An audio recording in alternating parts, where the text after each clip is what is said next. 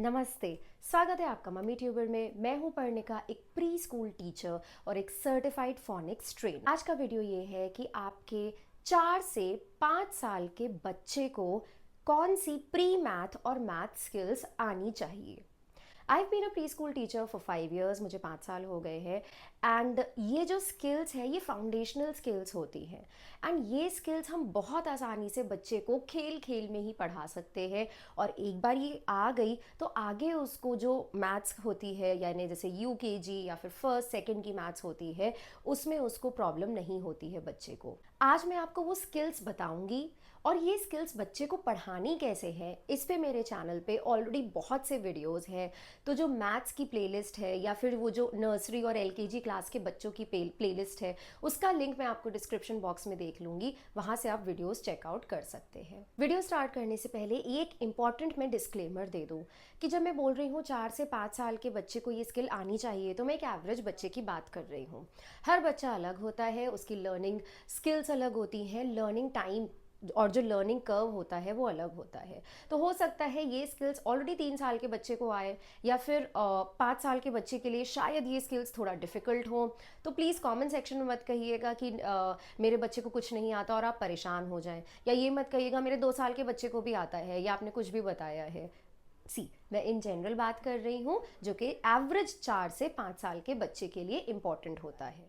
Math skill से पहले होती है प्री मैथ स्किल्स। ये होती क्या है? ये सिंपल नंबर्स से पहले जो आपका बच्चा जो आसपास इन्वायरमेंट देखता है उसमें शेप जज करता है, या चीज़ें सॉर्टिंग करनी होती है, या फिर कितना कोई चीज़ लंबी है छोटी है, ये सारी जो होती है इनको प्री मैथ स्किल्स होते हैं कहते हैं। तो हम मतलब कभी भी नंबर्स बताने से पहले, नंबर के थ्रू कैलकुलेशन बताने से पहले आप इन पे फोकस करिए।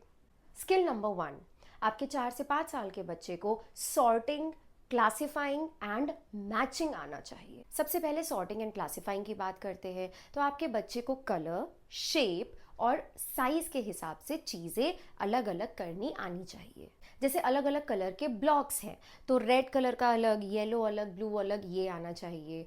या फिर बॉल अलग अलग साइजेस के हैं तो साइज़ के हिसाब से अलग अलग करना आना चाहिए। या फिर शेप्स अलग अलग है तो आपने अलग अलग कलर के बटन्स दे दिए। या फिर घर पे वो जो फ्राइम्स जो हम लोग फ्राई करते हैं तो वो अलग अलग शेप्स के आते हैं, आपने वो दे दिए और बच्चे को बोला अलग अलग करो। छोटे बच्चे को आप अपने घर की चीज़ें या आसपास की चीज़ों से कैसे सॉर्टिंग एंड क्लासिफाइंग सिखा सकते हैं, इस पर ऑलरेडी मैंने काफ़ी टाइम पहले एक वीडियो बनाया था, बट आज के डेट में भी वो वीडियो बहुत रेलेवेंट है। अगेन आप आई बटन पे दिए हुए लिंक से देख सकते हैं या डिस्क्रिप्शन बॉक्स में जाके देख सकते हैं। अब आती है मैचिंग की स्किल की बारी। मैचिंग की स्किल विजुअल मेमोरी के लिए बहुत इंपॉर्टेंट है और बच्चा डिटेल्स ऑब्जर्व करना सीखे, ये चीज़ सिखाने के लिए बहुत इंपॉर्टेंट है। तो जैसे आपने स्पून्स लिए, अब जैसे हर घर में एक स्पून होता है, अलग डिज़ाइन का एक अलग है ना, ऐसे सेट होते हैं, 6 के सेट होते हैं। तो आपने 2 स्पून्स दिए थोड़े अलग अलग डिज़ाइन के, और फिर बच्चे को एक एक स्पून पकड़ाते गए और बोला ये किधर पे रखोगे, इस साइड वाली डिज़ाइन में कि इधर वाले, मतलब बच्चे को डिज़ाइन मैच करके स्पून्स सॉर्ट करने हैं। स्किल नंबर 2 जो आपके 4 से 5 साल के बच्चे को आनी चाहिए वो है comparing quantities and patterns.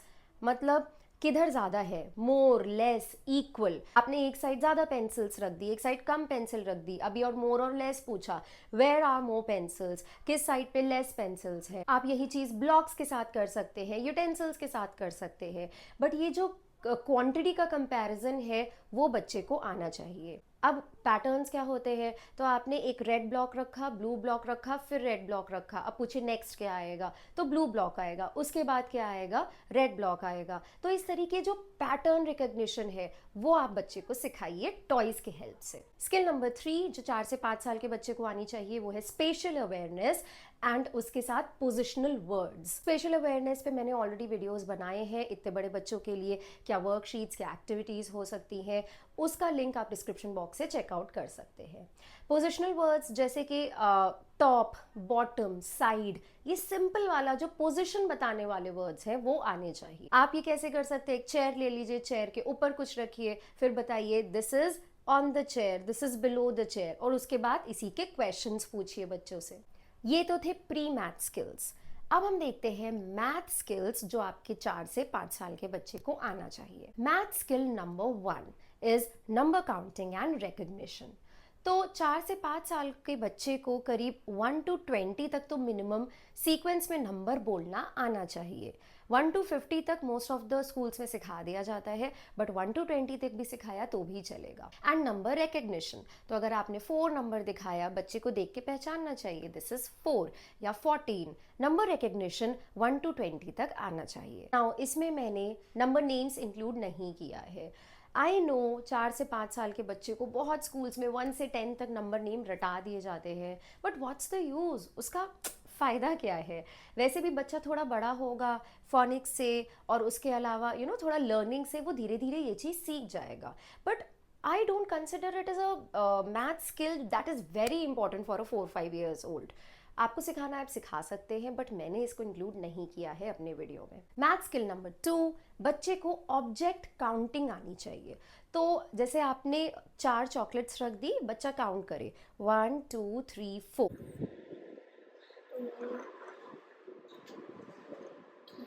3, very good, 4, 5। ये काउंटिंग कैसे सिखानी है बच्चे को? एक्चुअली इसका एक प्रोसेस होता है। अगर आपने वो सिंपल सा process 3 to 4 step process follow किया तो बच्चा आराम से ऑब्जेक्ट काउंटिंग सीख जाएगा, जो कि हमारे लिए बहुत सिंपल देखने में लगता है, but trust me as a pre school teacher I know कि ये मुश्किल होता है बच्चे को सिखाना। ये प्रोसेस का वीडियो देखने के लिए डिस्क्रिप्शन बॉक्स में जाइए, लिंक आपको मिलेगा, वहां से देख लीजिए। मैथ स्किल नंबर 3, बच्चे को बेसिक एडिशन और सब्ट्रैक्शन आना चाहिए।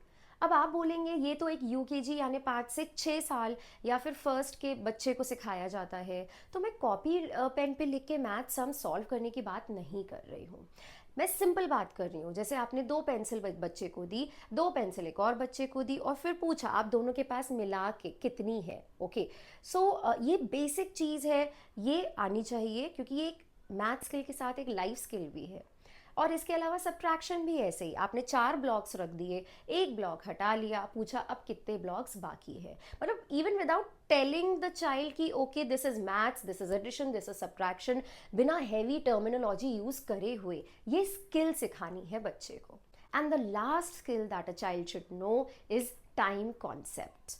घड़ी देखना नहीं, simple, is it morning, is it afternoon, evening, night, ये कॉन्सेप्ट, या फिर थोड़ा घड़ी से रिलेटेड कॉन्सेप्ट। मतलब इफ इट्स 5 o'clock, तो बच्चा देख नहीं पा रहा है घड़ी, अभी उसको आता नहीं है, बट आपने बताया बेटा इट्स 5 o'clock, तो बच्चे को समझ आना चाहिए okay 5 o'clock PM, like 5 PM it's evening time. या फिर मैंने बोला कि सुबह के 11 बज रहे हो, मैंने बोला अरे 11 बज रहे हैं, मतलब सुबह है। लाइक वो जो घड़ी का जो टाइम होता है और जो इस दिन में वो टाइम है, उन दोनों का रिलेशन आना चाहिए। इसके अलावा जो थोड़ी बहुत स्किल्स होती है, जो बच्चा एक चीज़ सीखते सीखते दूसरी चीज़ सीख जाता है, लाइक वो अपने आप ही वो स्किल आ जाती है, वो तो होती ही है। इन केस अगर मैंने कोई इंपॉर्टेंट मैथ स्किल मिस कर दी है, तो आप मुझे कमेंट सेक्शन में वो बता सकते हैं, जिससे बाकी व्यूअर्स को भी हेल्प मिलेगी। देखते रहिए मम्मी ट्यूबर। नमस्ते। Unlock the world of phonics with Phonics Prime Institute. Become a certified phonics educator by joining our new batch for phonics teacher training and parents workshop. What will you get? You'll get comprehensive training on phonics methods and techniques, hands on learning and practical strategies for teaching phonics, and it is perfect for aspiring phonics teachers, parents, and tutors. You can also start your own tuition classes after completing the course. Many of our participants are already running successful phonics classes, and you can too. For further information, please drop a WhatsApp message on 820-875-7263 or drop an email at mummytuberindia@gmail.com. Thank you.